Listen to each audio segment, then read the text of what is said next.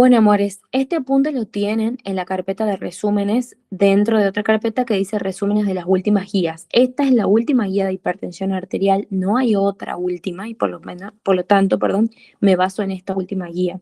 Tienen diferentes novedades con respecto a la guía anterior, que había sido la del 2018, que las pueden leer ahí, que la vamos a ir desarrollando a lo largo de la clase. Recuerden que la hipertensión arterial es la elevación de la presión arterial por arriba de un valor que se considere normal para dicho país. En nuestro país hay un consenso que se llama Consenso de la Sociedad Argentina de Cardiología o de la SAC, que tiene valores muy similares a la guía europea, que es esta, y por lo tanto acuérdense que nosotros en el consultorio vamos a realizar el diagnóstico de la hipertensión arterial cuando el paciente tenga en más de una ocasión una presión arterial o sea, por lo menos de 140-90 para arriba. Cuando tenemos, por ejemplo, un valor en la primera consulta de 180-110 hacia arriba, no hace falta que en una segunda consulta lo confirmemos, ya podemos hacer el diagnóstico de hipertensión arterial en la primera consulta y sí o sí tenemos que descartar una emergencia hipertensiva. Recuerden que para la SAC, o sea, la Sociedad Argentina de Cardiología, esta sería una hipertensión arterial grado 3. Sería en donde sí tenemos que confirmar con una segunda visita la hipertensión arterial. Igual cuando tenemos 140-90, que sería el primer grado de hipertensión arterial. Es decir, nunca podemos diagnosticar como hipertenso a un paciente en una primera consulta, ¿sí? Tenemos que tomar la presión arterial más de una vez en la primera consulta y volver a llamarlo al paciente para confirmar su diagnóstico de hipertensión en una segunda consulta, ¿sí? Sobre todo si es 140-90 o si es 160-100. En cambio, si en la primera consulta ya estamos con una hipertensión arterial grado 3, generalmente no hace falta confirmar esto y ya lo diagnosticamos en la primera consulta con este valor como hipertenso al paciente. Lo mejor, según esta guía, es confirmarlo de forma ambulatoria a esta hipertensión arterial. ¿Por qué? Porque podemos eliminar, por ejemplo, la hipertensión arterial de guardapolvo blanco o la hipertensión arterial enmascarada u oculta, ¿sí? Entonces podemos pedirle un holte de presión arterial que se llama MAPA, que tiene de bueno que mide la presión arterial durante la noche, durante el día y hace un promedio. Y tenemos diferentes umbrales para diagnosticar hipertensión arterial. Por ejemplo, un paciente es hipertenso si en el promedio de las 24 horas tiene mayor a 130-80 la presión arterial, o sea, no tenemos que llegar a ese 140-90 que necesitamos en el consultorio. Ya con 130-80 con un mapa es hipertenso el paciente en un promedio de 24 horas. Si durante la presión nocturna ya tiene más de 120-70, es hipertenso, y durante la presión diurna, más de 135-85, el paciente también es hipertenso. Igual en un monitoreo domiciliario de la presión arterial, más de 135-85. Es decir, que solamente en el consultorio necesitamos esos 140-90 medidos más de una vez en la misma consulta y llamándolo a otra consulta separada por varios días de esa primera consulta para que podamos diagnosticar, ¿sí? Siempre que nosotros tengamos un paciente hipertenso, nosotros tenemos que medir el riesgo cardiovascular con una tabla. Pueden usar una tabla de la Sociedad Americana, se puede usar tablas de la OMS. Según la guía europea, hay un score muy bueno que se llama Score 2, Score 2 OP, depende de la edad, y también tenemos otro score que es para los pacientes diabéticos, ¿sí? Así que es importante que una vez que yo diagnostique la hipertensión arterial, ya sea en el consultorio o en el domicilio mediante un monitoreo ambulatorio o un monitoreo domiciliario, medir el riesgo cardiovascular de estos pacientes, sobre todo si son pacientes mayores de 40 años y si son pacientes sin una enfermedad cardiovascular establecida. Si yo tengo, por ejemplo, una enfermedad cardiovascular establecida, es decir, el paciente ya ha tenido una ACV, ya ha tenido un infarto, por ejemplo, el paciente tiene enfermedad renal crónica moderada a grave, ya tiene daño de órgano blanco, el paciente es diabético o ya tiene hipercolesterolemia familiar, ya tiene un riesgo aumentado. O sea, muchas veces, si ya ha tenido un infarto, una ACV, una enfermedad renal crónica o ya tiene daño de órgano blanco, no hace falta que usemos esa tabla SCORE porque ya sabemos que el riesgo es muy elevado, ¿sí? Hay veces también que no tenemos esta situación, entonces sí o sí tenemos que usar la tabla. En este caso podemos tener un riesgo mayor o igual al 10%, en donde tenemos también un riesgo suficientemente alto, un riesgo entre el 5 al 10%, en donde tenemos que utilizar modificadores del riesgo cardiovascular, como por ejemplo, en el caso de pacientes con HIV, el HIV es un modificador del riesgo. Un paciente, por ejemplo, que haya tenido hipertensión arterial en el embarazo, que haya tenido preeclampsia, que haya tenido otras de estas situaciones que pueden ser modificadores del riesgo que le van a llevar a riesgo muy alto, o si tenemos un bajo riesgo, menor del 5%, sin estos modificadores del riesgo como el HIV o hipertensión arterial durante el embarazo, en donde generalmente se hacen cambios de vida, ¿sí? ¿Cuáles son modificadores del riesgo no tradicionales? La diabetes gestacional, hipertensión arterial, preeclampsia, o sea, durante el embarazo, parto prematuro, pérdidas fetales, abortos recurrentes, surasiáticos, antecedentes de familias que han tenido enfermedad cardiovascular en edades tempranas, enfermedades autoinmunes como el lupus, la artritis reumatoide, VIH o enfermedades mentales graves. Entonces, pacientes con el diagnóstico de hipertensión arterial, es importante medir el riesgo cardiovascular, ¿sí? Muchas veces no hace falta medir el riesgo cardiovascular porque ya tenemos un riesgo cardiovascular muy alto, como por ejemplo pacientes que han tenido ACV, infarto, enfermedad renal crónica, que son diabéticos, etcétera. O hay veces que hay que usar el score o el score OP de acuerdo a la edad o el score diabetes, si el paciente es diabético, para medir aún más el riesgo cardiovascular y ahí tenemos mayor al 10%, 5 a 10 o menor al 10%. Esto es más teórico, eso depende de en su teórica, en la cátedra, qué tabla le han dado para medir el riesgo cardiovascular. Esta es la que más está validada, pero depende de su cátedra qué herramienta le han dado para medir el riesgo cardiovascular, ¿sí?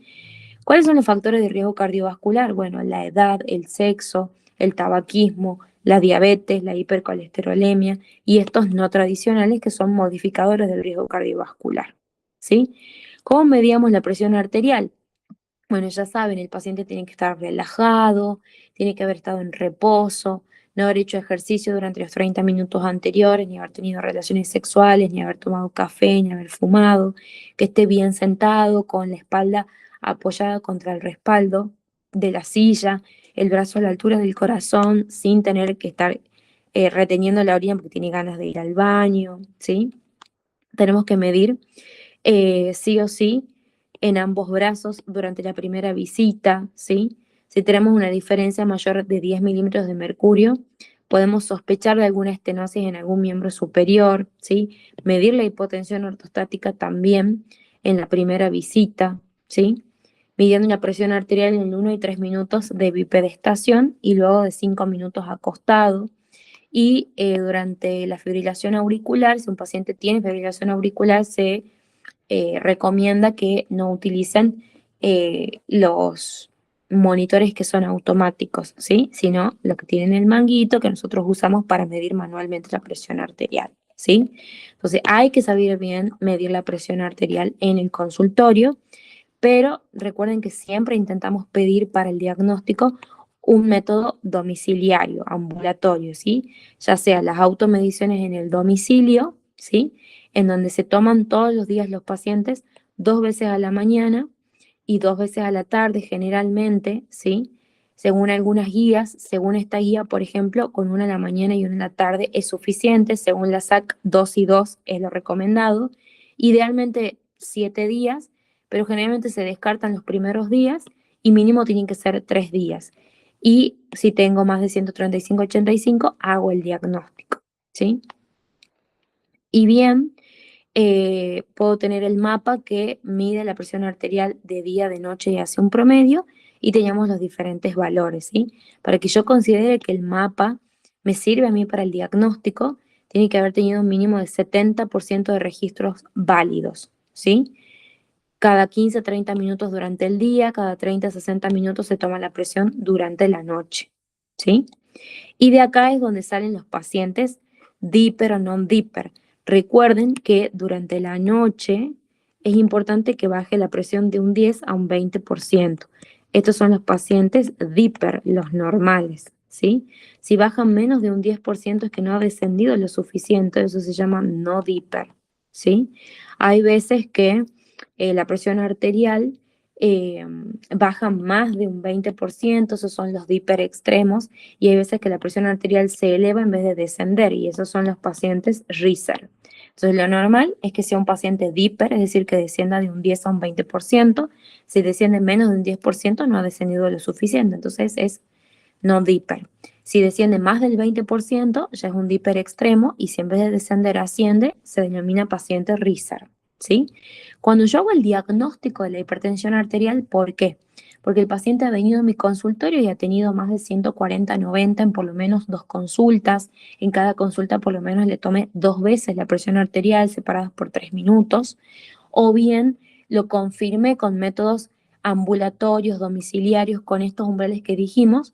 Bueno, listo, ya sos hipertenso. Si tenés más de 40 años y no tenés una enfermedad cardiovascular establecida, te voy a medir el riesgo cardiovascular, que mide la posibilidad de tener un evento cardiovascular en los próximos 10 años, sea como un infarto, una ACV, etcétera. Voy a ver también qué pruebas te voy a pedir en la evaluación inicial. Bueno, usted Juan, usted María, ya es hipertensa, ya es hipertenso. Vamos a pedir una serie de estudios, ¿sí? Vamos a pedirle una glucemia en ayunas, una hemoglobina glicada, ¿sí?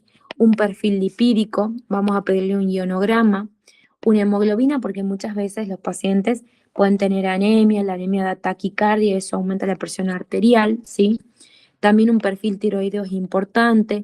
El calcio también, porque se ha visto en algunos estudios que la mayoría de estos pacientes tenían registros alterados del calcio, ¿sí? Vamos a pedirle función renal, calcularle el clearance, ¿sí? Y vamos a pedirle una relación albuminuria-creatininuria para ver si hay daño renal o no, que es uno de los órganos blancos, ¿sí? De la hipertensión arterial. Pedirle un electro, ya que podemos ver cambios como, por ejemplo, hipertrofia en el ventrículo izquierdo, que se va a ver como un desvío del eje a la izquierda, también un índice de Sokolov mayor o igual a 35 milímetros, ¿sí? ¿Para qué pedimos todos estos estudios? Y bueno, la glucosa en ayunas y la hemoglobina glicada para diagnosticar una diabetes y así medir el riesgo cardiovascular. Igual un perfil lipídico, porque las tablas para medir el riesgo cardiovascular también tienen en cuenta los lípidos, ¿sí? Es importante pedir sodio y potasio porque una de las causas de hipertensión arterial secundaria es el hiperaldosteronismo, que va a tener hipocalemia, ¿sí? También es importante pedir el calcio porque muchas veces tienen hiperparatiroidismo estos pacientes, ¿sí? Pedir función renal y el índice de lesión renal, porque muchas veces la hipertensión arterial daña el riñón, generando una hiperfiltración al principio y después disminuye la tasa o sea, el clearance, ¿sí? Y bueno, el electro, como les dije, la hipertrofia. Recuerden que también se dilata la aurícula izquierda. La principal causa de dilatación de la aurícula izquierda es la hipertensión arterial, ¿sí? Podemos ver también si el paciente tiene, por ejemplo, arritmias, si ha tenido un infarto previamente, etcétera, ¿sí? Y bueno, recuerden que para ver hipertrofia del VI o sobrecarga del VI, muchas veces medimos el Sokolov, que está mayor o igual a 35 milímetros, ¿sí? Bueno, si tenemos alteración en lo que sería el corazón, recuerden, el principal cambio que genera la hipertensión arterial en el corazón es la hipertrofia del ventrículo izquierdo. En el riñón afecta el clearance, por eso es importante pedirlo, ¿sí? Al principio va a estar elevado, pero luego tenemos una filtración disminuida, ¿sí? Generalmente ya disminuyen. Los diabéticos suele generalmente aumentar primero la tasa de filtración glomerular y después disminuir. Acá ya le encontramos a la tasa de filtración glomerular disminuida o un aumento de la albuminuria, ¿sí? En las arterias, ¿qué cambios podemos pedir? Placa a nivel de las carótidas, por eso es importante también a veces, si escuchamos un soplo, por ejemplo, al paciente pedirle un eco Doppler de vasos del cuello, ¿sí? Para ver cómo está la pared de esa arteria, si hay placas o no. También poder medir la presión arterial en los brazos y en las piernas para ver cómo está el índice tobillo-brazo, etc. ¿Sí? Es importante pedir también otros estudios, por ejemplo, si yo veo cambios neurológicos en el paciente, pedir también una resonancia cerebral o una tomografía, ¿sí? Piensen de arriba para abajo. ¿Qué genera en el cerebro? Puede generar infartos lacunares, acelerar demencia senil, por ejemplo. Entonces, si veo daños cognitivos, pedir una resonancia, una tomografía y una interconsulta con neurología. Sigo bajando en los ojos, ¿qué me puede generar? Retinopatía hipertensiva. No es una indicación 1A, o sea, no es obligatorio pedirle fondo de ojo a todos los pacientes hipertensos, pero sí sobre todo a los pacientes que son hipertensos y son diabéticos, ¿sí? Por otra parte, a nivel del corazón, un ecocardiograma o sea, un ecocardio Doppler es importante pedirle al momento del diagnóstico y después cada 2, cada 3 años si no hay daño, ¿sí? Un electrocardiograma, obviamente, medir la presión en los brazos y en las piernas para sacar el índice tobillo-brazo. Si hace falta, si está muy dañado el riñón, pedir una ecografía, un ecodoppler renal, etcétera. ¿Sí? Entonces tienen que ir pasando de arriba para abajo cuáles son los daños que pueden tener los órganos por culpa de la hipertensión arterial y sí o sí obligatoriamente pedirle estos estudios, ¿sí? Que serían las pruebas de laboratorio, ¿sí? Y también el electro de 12 derivaciones. Después hay otras pruebas como las que les mencioné, ¿sí? Es hipertensión arterial resistente, es una presión arterial que continúa elevada por arriba o igual a 140/90 a pesar del uso de 3 fármacos, incluyendo un diurético tiacídico. Es decir, utilizando las 3 drogas de primera línea, que serían el diurético tiacídico, el IECA o el ARA2 y los bloqueantes cálcicos dihidropiridínicos, ¿sí? Entonces, ¿qué es la hipertensión arterial resistente? Es la hipertensión arterial que continúa a pesar de que yo uso las 3 drogas de primera línea y una de ellas es un diurético tiacídico, ¿sí? Obviamente que tengo que excluir que no sea que el paciente no esté tomando la medicación. Esa no es una hipertensión arterial resistente. El paciente no está tomando la medicación y por eso no le baja, ¿sí? Una hipertensión arterial de bata blanca, ¿sí? Que yo esté tomando mal la presión arterial, ¿m? Que me lleve bien de los colegas y no tome la presión nuevamente, ¿sí? Entonces, es importante que yo descarte otras causas y que no diga, ah, es resistente, le voy a agregar una cuarta droga. Tengo que descartar otras causas para recién agregar una cuarta droga, ¿sí? Otra definición es en hipertensión arterial secundaria, que más o menos corresponde al 10% del total de los hipertensos, ¿sí? Que es una causa secundaria y no primaria, es decir, una causa potencialmente reversible. Por ejemplo, el aldosteronismo primario, el renovascular, el feocromocitoma o paraganglioma, un SAOS, una enfermedad renal crónica parenquimatosa y no de la arteria renal, un Cushing, problemas tiroideos, una coartación de aorta. Si yo sospecho de un aldosteronismo primario, ¿por qué lo voy a sospechar? Porque hay, por ejemplo, una hipocalemia. O generalmente, muchas veces ni siquiera se da la hipocalemia, pero lo tengo que considerar dentro de la hipertensión arterial secundaria. Por ejemplo, cuando sospecho de una hipertensión arterial secundaria, cuando el paciente, por ejemplo, es muy joven, cuando no mejora con ningún tratamiento, cuando venía bien y de repente empeora y toma bien la medicación, cuando, por ejemplo, tiene síntomas como cefalea, rubicundez, palpitaciones, baja peso, diarrea, constipación, etc. Entonces sospecho y empiezo a pedir. Puedo pedir la relación aldosterona-renina sospechando de aldosteronismo primario. Si sospecho de algo renovascular, un ecodoppler renal u otro método de imagen. Si sospecho de un feocromocitoma o un paraganglioma, que son tumores que liberan catecolaminas, voy a tener que pedir metanefrinas y normetanefrinas en orina y de 24 horas o en plasma, lo mejor es lo de orina, ¿sí? Si pienso en SAOS, voy a tener que pedirle una polisomnografía que mide el índice de apneas y hipopneas que tiene durante el sueño el paciente, ¿sí? Si sospecho de algo renal, tengo que pedir pruebas como la urea, la creatinina, la tasa de filtración, un índice de lesión renal, etc. El síndrome de Cushing, pedir el cortisol libre urinario o el CLU, o hacerle alguna prueba de supresión con diferentes dosis de dexametasona, que después vamos a ver en endocrino. Sospecho patología tiroidea, tengo que pedir la TSH para ver cómo se encuentra y si me da alterada pedir la T4 y en la coartación de aorta, métodos de imagen, ¿sí? Que son enfermedades congénitas, ¿sí? Se considera como el cribado del aldosteronismo primario en todos los adultos con hipertensión arterial por arriba de 140/90, pero con una clase de nivel de indicación 2A-B, es decir, no es obligatoria, no tiene la más alta evidencia, pero como es común el aldosteronismo primario, si sospechan de una hipertensión arterial secundaria, piden la relación aldosterona-renina. Esa RAR o relación aldosterona-renina me indica si tiene o no hiperaldosteronismo primario el paciente, ¿sí? Y si son pacientes jóvenes, sobre todo pensar en causas secundarias o en pacientes que no se curan, ¿sí? Entonces, lo primero, ¿qué es la hipertensión arterial? Es la elevación de la presión arterial por arriba de los valores considerados normales. ¿Cómo lo diagnostico? En el consultorio, nunca con una visita, sino con por lo menos 2 visitas y en cada visita por lo menos más de lo que sería una medición y en ambos brazos. Si es que mido 140-90 o 160-100, y si mido ya más de 180-110, lo hago el diagnóstico en una primera visita, descartando también emergencia hipertensiva. Casi siempre pedimos métodos ambulatorios o domiciliarios que son más fiables y ahí yo puedo desenmascarar una hipertensión arterial oculta o poder decir, bueno, este paciente no es hipertenso si es uno de bata blanca, por ejemplo. Una vez que diagnostico la hipertensión arterial, hago una excelente anamnesis para descartar causas secundarias, descartar causas farmacológicas, hago un excelente examen físico para descartar causas secundarias y también determinar daño de órgano blanco y pido los estudios iniciales, que serían los del laboratorio y el electro como mínimo. Y después hay otros estudios que también puedo pedir, como de orina o de imágenes.